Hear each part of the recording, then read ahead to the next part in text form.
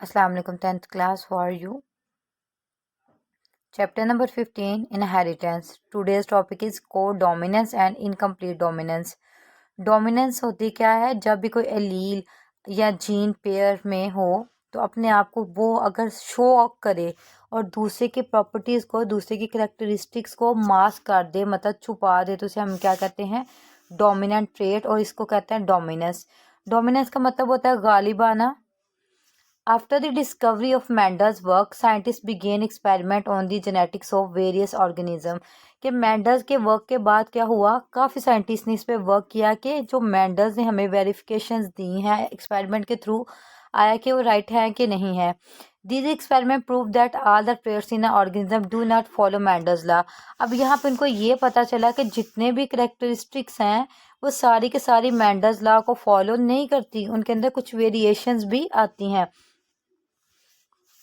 कि सारे के सारे टेस्ट मेंडल्स लॉ को फॉलो नहीं करते। फॉर एग्जांपल, यहाँ पे एग्जांपल उन्होंने कोड की है। It was found that there are many traits which are controlled by more than one pair of genes. के बाद ऐसे ट्रेट्स भी हैं जिनको एक से ज़्यादा जीन कंट्रोल कर रही होती है, और कुछ ऐसे भी जीन्स होते हैं जिनके पास एक ही ट्रेट के लिए बहुत ज़्यादा जीन्स होती हैं, कि मतलब वहाँ पर ट्रेट्स डिफरेंट कर सकते हैं, जीन्स डिफरेंट कर सकती हैं। तो हमारे पास एक वैरायटी आती है कि एक ट्रेट के लिए हमारे पास बाज़ का ज़्यादा पेयर होते हैं जीन्स के, और बाज़ का ज़्यादा पेयर के लिए एक ही ट्रेट होता है जीन्स का। तो ये दोनों चीज़ें, दोनों कंडीशन हमारे पास अवेलेबल थी, और इसी वजह से ये दोनों मेंडल्स लॉ को फॉलो अप नहीं कर रहे थे। Co-dominance and incomplete dominance are the two example of such deviation from Mendel's law. अब ये हमारे पास दो एग्जाम्पल हैं, एक है co-dominance और दूसरी हमारे पास है इनकम्प्लीट डोमिनेंस। ये दोनों डोमिनेंस हमारे पास इस चीज़ की एग्जाम्पल हैं कि ये मेंडल लॉ से डेविएट कर गए हैं। डेविएट का मतलब होता है अपने असल रास्ते से मुड़ गई हैं, मतलब उनका पाथ चेंज हो गया, मतलब वो मेंडल्स लॉ को फॉलो नहीं कर रही। First we will study the codominance. को से पता चल रहा है कि इसके अंदर क्या होगा, कोई 50-50 वाला कॉम्बिनेशन होगा। Codominance is the situation where two different alleles of a gene pair. आपको पता है जो एलील के पार्टनर होते हैं उन्हें क्या कहते हैं, सॉरी जीन्स के पार्टनर होते हैं उन्हें कहते हैं एलील। अब जो जीन पेयर की जब उसने बात की है तो उसने एलील की बात की है। Gene pair expresses themselves completely instead of showing dominance recessive relationship. कि नॉर्मली ये होता है कि जो जीन्स होती हैं एक डोमिनेंट हो जाती है, एक रिसेसिव हो जाती है, और डोमिनेंट अपने आप को क्या करती है, एक्सप्रेस कर देती है, और जो हमारे पास होती है रिसेसिव, उसका क्या होता है, मास्क्ड हो जाता है करेक्टर। लेकिन यहाँ पे हुआ क्या, दोनों एलील्स ने इक्वली शो किया, अपने आप को इक्वली शो किया। दस the heterozygous organism show, heterozygous से पता चल गया आपको कि हमारे पास जो जीनोटाइप होगी वो डिफरेंट होगी, उसके अंदर कम्बिनेशन डिफरेंट होगा। Organism show phenotype that is different from both of homozygous parents. कि उनके जो पेरेंट्स होंगे उनकी होमोजाइगस कंडीशन होगी, मतलब उनके पास होमोजाइगस जीन्स होंगे, और जो इनके आगे ऑफस्प्रिंग बनेंगे, जो फर्स्ट जनरेशन बनेगी, उसके पास क्या होंगी, हेट्रोजाइगस जीन्स होंगी। अब इसकी सबसे मोस्ट कॉमन जो हमारे पास एग्जांपल है वो हम लोग रीड कर चुके हैं 9th क्लास के अंदर भी, और वो एग्जांपल है ABO blood group system.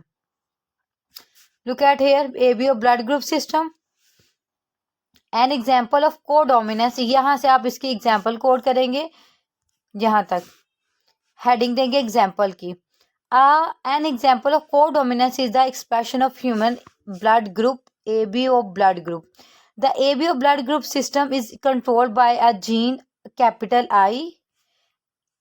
This gene has 3 alleles. अब इसकी 3 alleles हैं, capital A, capital I with A, capital I with B and small I. The allele capital A, capital IA produce antigen A. अब ये जो allele है produce करती है antigen ए, तो इसीलिए इन पर्सन का ब्लड ग्रुप फिनोटिपिकली हमें जो नज़र आता है वो है ब्लड ग्रुप ए। दूसरी एलील है कैपिटल आई बी, ये हमारे पास एंटीजन प्रोड्यूस करती है बी, और इसी वजह से ये फिनोटिपिकली इनका ब्लड ग्रुप होगा ए बी। द एलील आई हमारे पास रिसेसिव है, does not produce any antigen, और इनका कोई एंटीजन नहीं होता, तो इसीलिए एंटीजन की एब्सेंस की वजह से इनका ब्लड ग्रुप क्या होगा, फिनोटिपिकली ओ। अब जो हमारे पास एलीज हैं कैपिटल ए और कैपिटल बी, अगर वो एक ओवर डोमिनेंट ओवर हो जाए किसके ऊपर, आई के ऊपर, तो हमारे पास एक कंडीशन आती है जिसे हम क्या कहते हैं, को डोमिनेंस।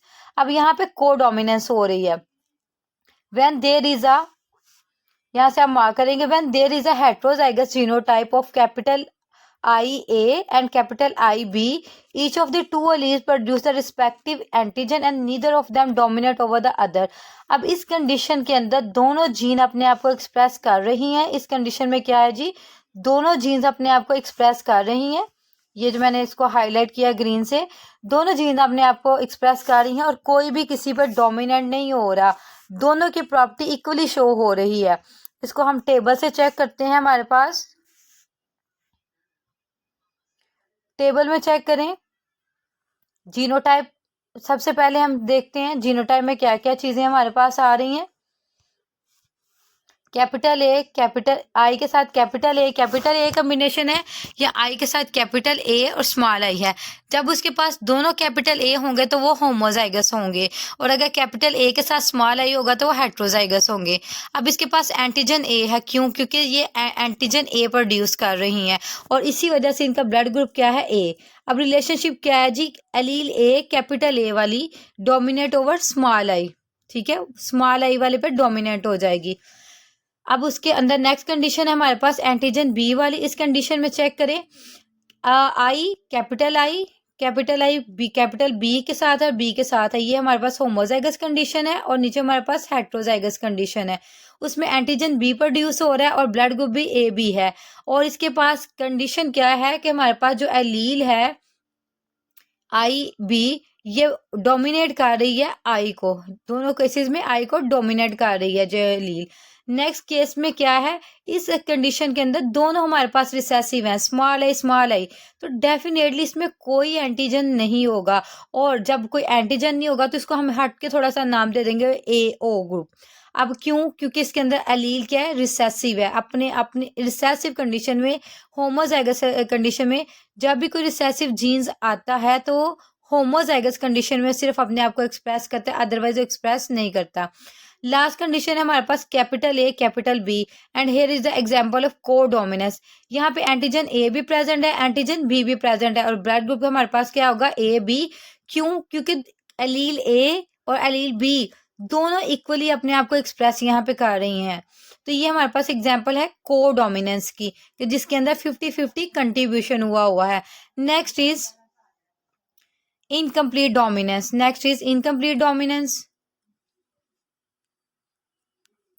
इनकम्प्लीट नाम से पता चल रहा है कि कोई प्रोसेस हो रहा होगा, लेकिन वो इतना ज़्यादा नहीं हो रहा होगा, उसको हम सिर्फ और सिर्फ क्या करेंगे, डोमिनेंस हो रही है लेकिन कंप्लीटली नहीं हो रही, वो कहीं ना कहीं कोई मिक्सचर बन गया हुआ है।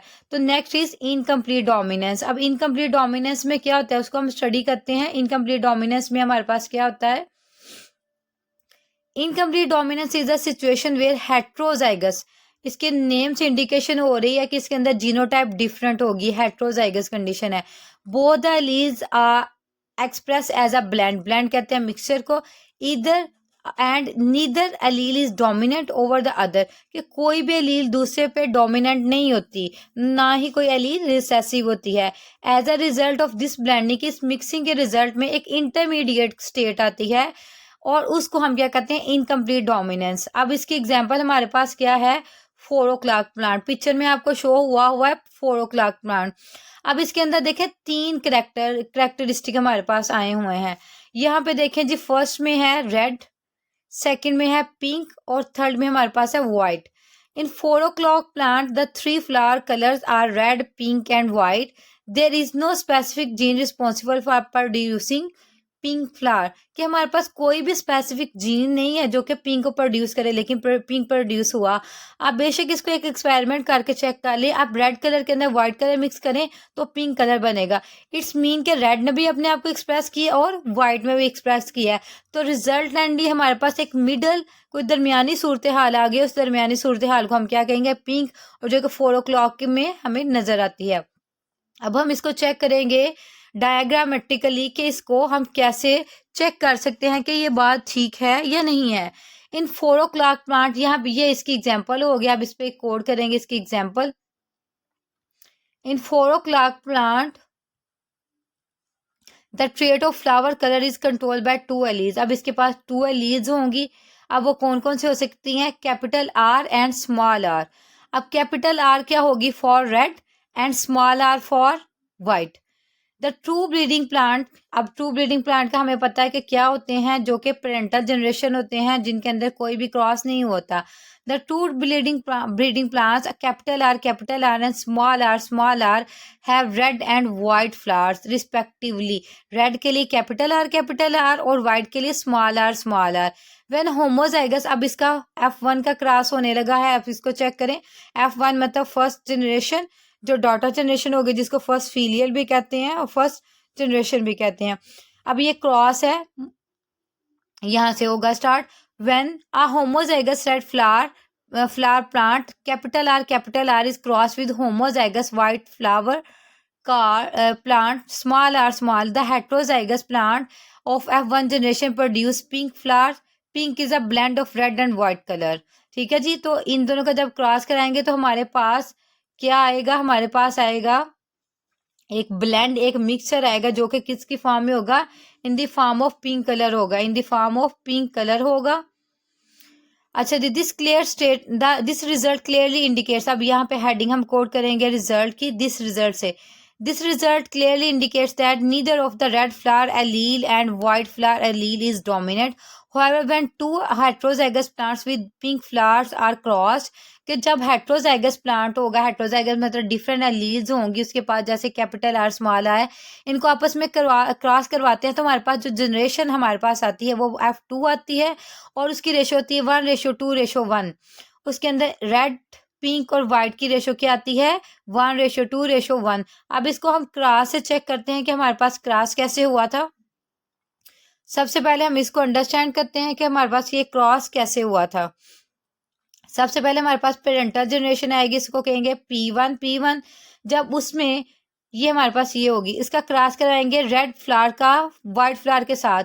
तो आपको पता है गैमेट्स के अंदर नंबर ऑफ क्रोमोसोम हाफ चला जाता है, तो कैपिटल आर नीचे आ जाएगा, स्मॉल आर भी नीचे आ जाएगा।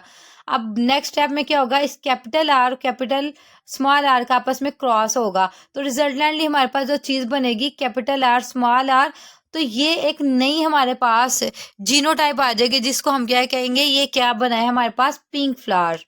ठीक है।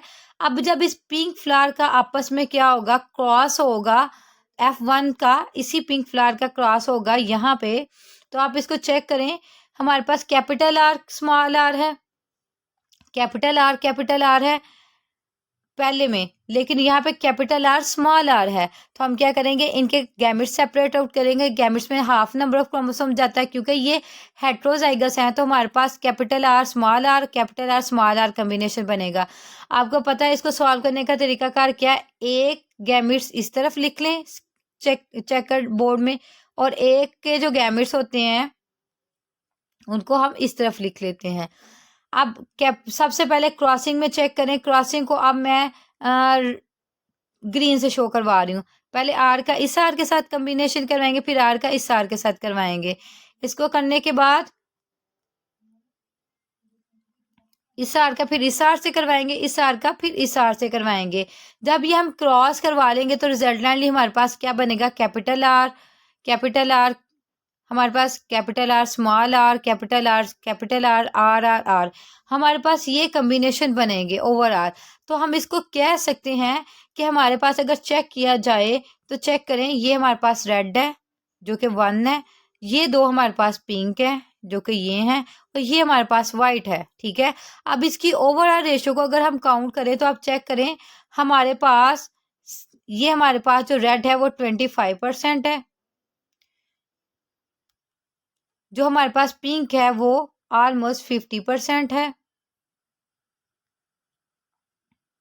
और जो हमारे पास वाइट है वो हमारे पास भी 25% है।